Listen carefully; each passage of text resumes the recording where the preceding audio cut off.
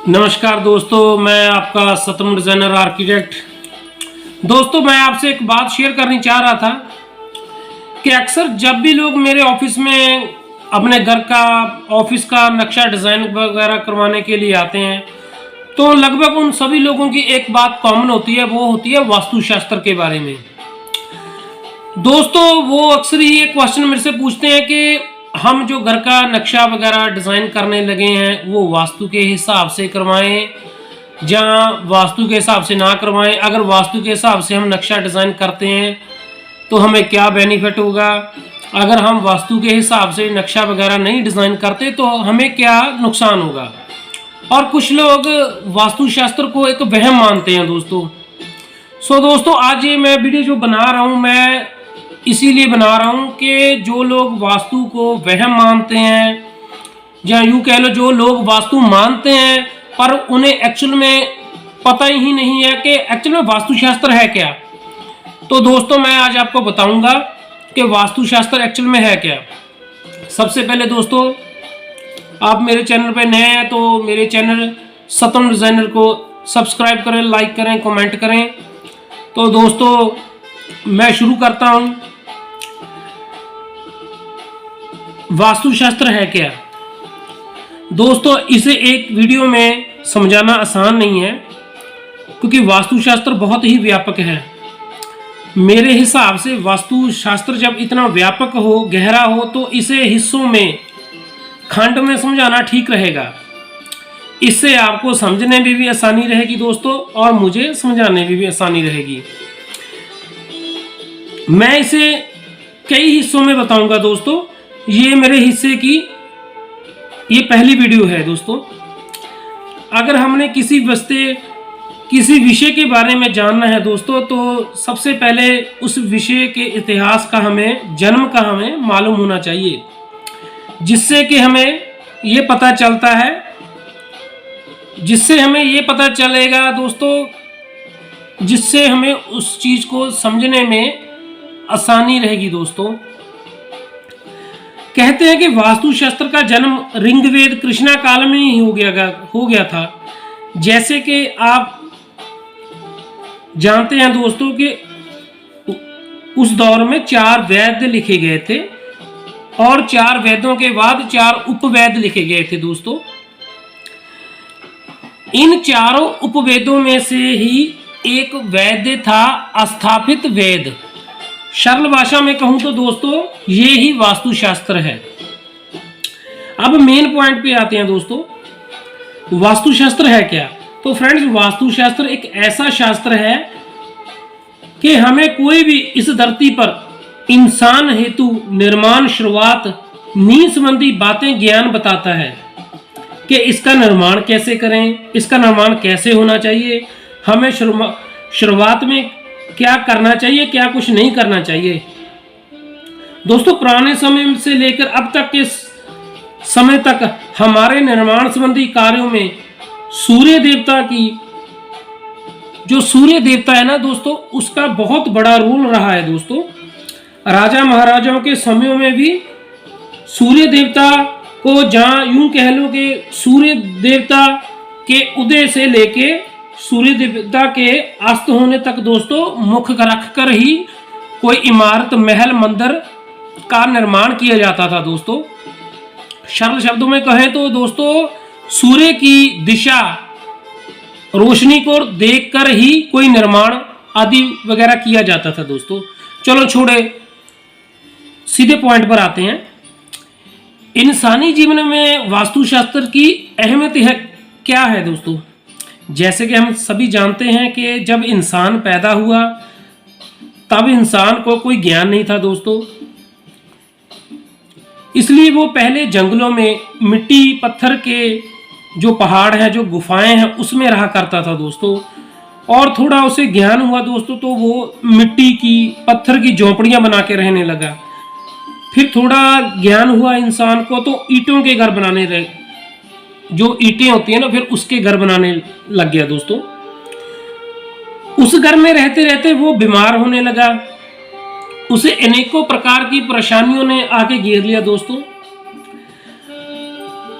और जब धीरे धीरे इंसान का थोड़ा ज्ञान बढ़ा, अक्ल आई उसको दोस्तों, तो उसे जो सूर्य की रोशनी है ना दोस्तों, तो उसे सूर्य की रोशनी का थोड़ा ज्ञान हुआ कि सूर्य की रोशनी हमारे लिए कितनी जरूरी है। उसे पता चला कि ताजी हवा हमारे लिए बहुत जरूरी है, और तभी से इंसान ने सूर्य, ताजी हवा, पानी का मतलब समझा, और जो भी निर्माण किए थे उन सभी को करने से पहले उसने इन बातों का ध्यान रखकर ही निर्माण कार्य शुरू किया दोस्तों। और उस शास्त्र के बारे में पता चला उसे, और बाद में इसे वास्तुशास्त्र का नाम देके उसके बारे में लिखना शुरू किया इंसान ने। दोस्तों आपको पता ही है, हमारी धरती पर अनेकों प्रकार के पर्वत, नदियां, समुद्र, पेड़, पहाड़, चट्टानें हैं दोस्तों, पर फिर भी हमारी धरती गोल है दोस्तों। आपको पता ही है, जो धरती पर है वो सब कुछ कुदरत की देन है, कुदरती है, प्राकृतिक है, सब कुछ कुदरत ने, परमात्मा ने बनाया हुआ है। जब हम कोई किसी भी तरह का निर्माण, सरल शब्दों में बताऊं तो जैसे कि हमने एक घर का निर्माण शुरू किया, और जब दीवार को बनाया तो उस दीवार पर कैसे हवा, रोशनी क्रॉस होगी, हवा आएगी, धूप आएगी, इन बातों का ध्यान रखना होता है जब कोई भी निर्माण करते हैं। अगर आपके घर के अंदर ताजी हवा, ताजी सूरज की रोशनी आती है, वो हमारे शरीर के लिए अच्छी ही होगी, तो बस इसे ही वास्तुशास्त्र कहते हैं। तो दोस्तों सरल शब्दों में कहें, ताजी हवा, ताजा पानी, ताजी सूरज की रोशनी, इसे ही वास्तु कहते हैं। पर गौर करने की बात है दोस्तों, वास्तुशास्त्र कहते हैं, वास्तुशास्त्र इसे ही कहते हैं दोस्तों।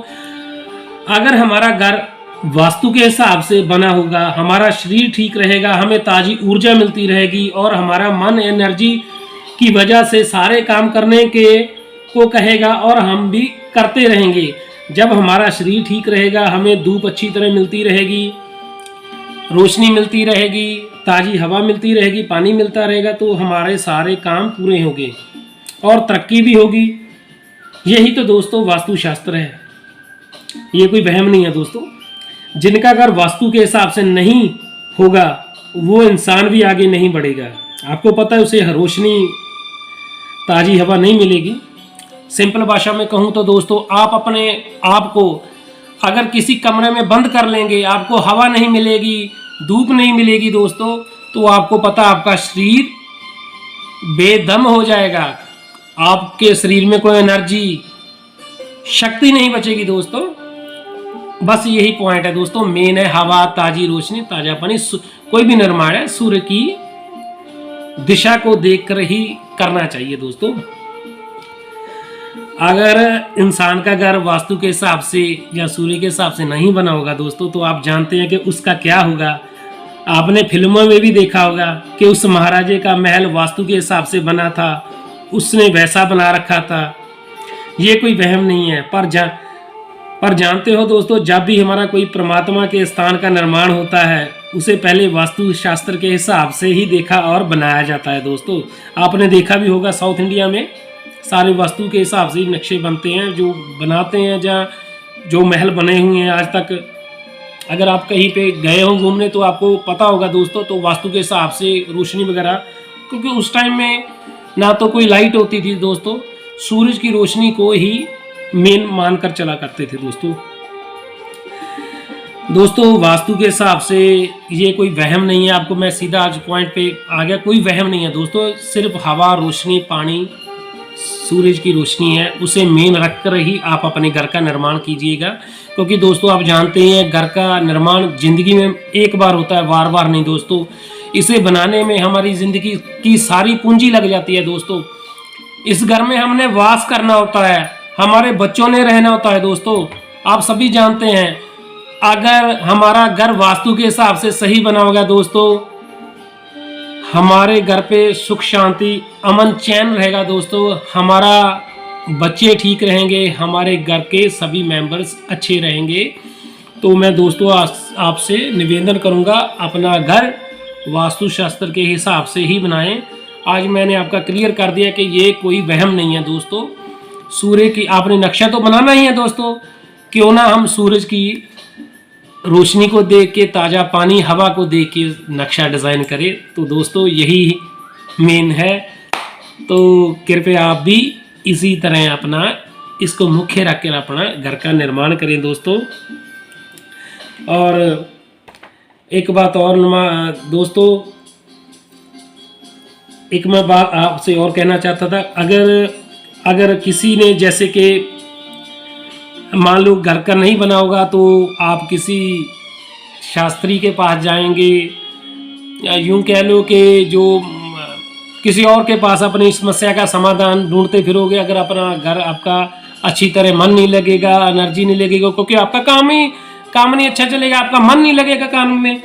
और कहीं जब पूछोगे आपके समस्या का समाधान किसी तांत्रिक के पास, किसी और के पास, तो दोस्तों आपको पता ही है आपका समय भी खराब होगा और आपका पैसा भी खराब होगा दोस्तों, खर्च भी होगा।